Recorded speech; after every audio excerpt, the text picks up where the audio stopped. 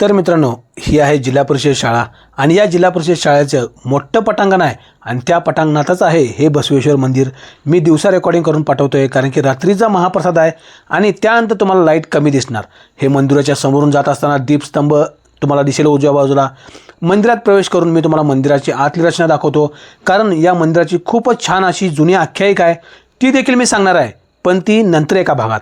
मंदिरात प्रवेश केला आणि महाप्रसाद संध्याकाळ असतो म्हटलं मी आत्ता जाऊन, तुम्हाला दिसत असेल माझ्या डोक्याला की पांढरा टिळा लावला आहे, तर मी आत्ता जाऊन रेकॉर्डिंग करून आलो आहे. आणि तुम्ही साईडला बसले, पंडित पाहिले की पंडित तिथं बसले साईडला आणि कासवात दर्शन घेऊन मी पुढे चाललो. ह्या ज्या आजी आहेत ह्या संध्याकाळी सायंकाळी दररोज मंदिरात बसलेल्या असतात. आणि आता इथे बघा मंदिर आत ही नंदींची मूर्ती, समोर पिंड आणि शंकराची पिंड आहे ती समोर, बसवेश्वराची विहंगम अशी सुंदर अशी मूर्ती आहे हे पहा बरोबर समोर. आणि ते पिंड आणि नंदी समोर मोठा नंदी आहे आणि हा तुमचा ब्लॉगर. आता या ठिकाणी मित्रांनो इथे जे दरवाजा आहे या दरवाजाच्या बाजूलाच इथे प्रसाद असतो, महाप्रसाद इथे बाजूला असतो मोठ्या पटांगणात. हे वडाचं मोठं झाड आहे आणि जे बाजूला टाईल घातलेले नाहीत तिथे लिंगायत दफनभूमी आहे आणि या टाईलच्या मोठ्या भागात प्रसाद असतो, संध्याकाळी असतो, त्यामुळे याच्यानंतर रात्री तुम्हाला बघायला मिळेल. आणि हे मुलांसोबत रेकॉर्डिंग करत असताना हा जो आहे हा विनो आहे, हा जरा गतिमंद आहे, पण मी कधी गावात जाईल तेव्हा नेहमी तो माझ्यासोबत असते आणि आम्ही मजा मस्ती करत काय तर खात पित असतो गावामध्ये. चला आता भाग आपण सुरू करू.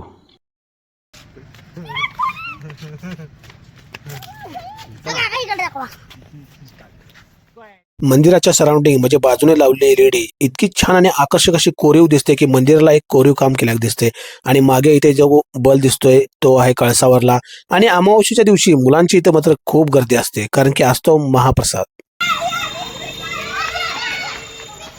कुठं पाहिजे हा आहे स्वराज डिगरच्या कृष्णाकाठी. 8 वाजता प्रसाद चालू होतो पण मुलांची गर्दी 7 वाजल्यापासून चालू होते. हे आरती चालू झाली बघा.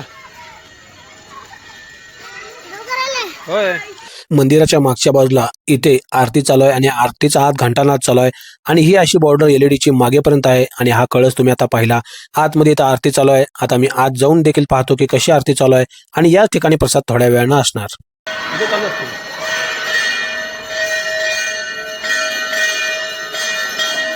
इतर दिवशी आरतीला 1 किंवा 2 मुलेच असतात पण या दिवशी मात्र खूप गर्दी असते.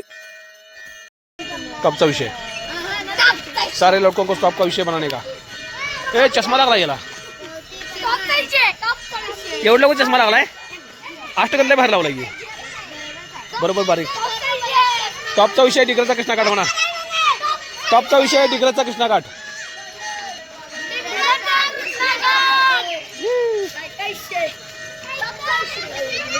व्हिडिओ चालू जाईल, पडचिल रे पडचिल. पोरले खेळायचं रे सगळी.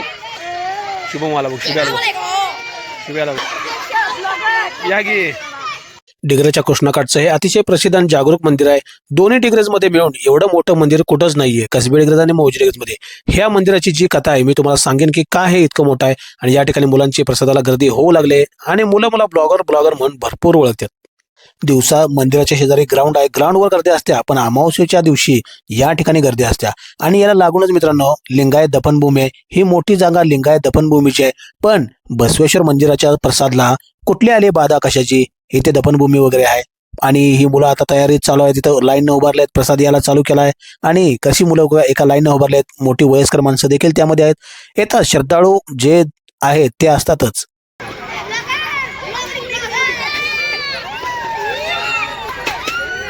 ए थांबा थांबा थांबा करू नका.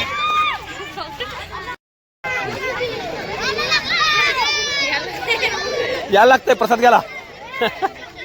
हे दागे कर, हात कर. ए काय फ्लॅशलाईट, अरे काय चला करा, काय करायचं करा. नमस्कार नमस्कार करा.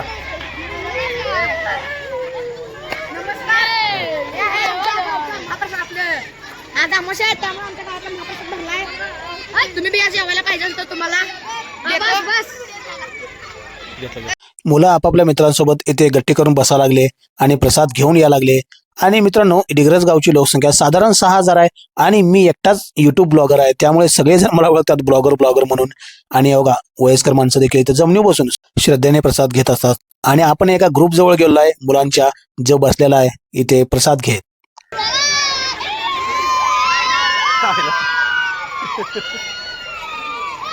काय करणार पोर